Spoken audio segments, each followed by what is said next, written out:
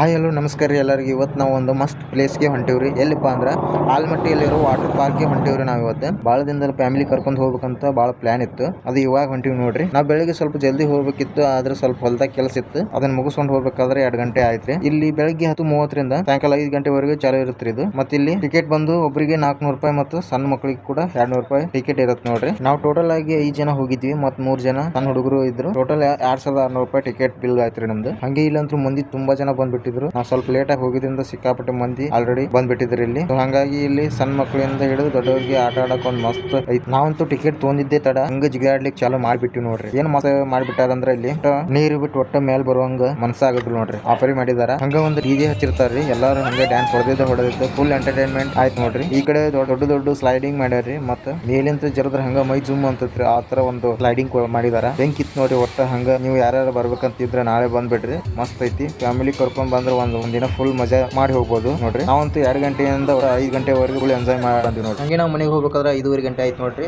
5:30 ಗಂಟೆ ಮುಗಿಸ್ಕೊಂಡು ನಾವು ಈಗ ಈ ಕಡೆ ಹೋಗ್ತಾ ಇದೀವಿ ಫ್ರೆಂಡ್. ಮತ್ತೆ ಮುಂದಿನ ನೋಡಿ ಬಾಯ್ ನಮಸ್ಕಾರ.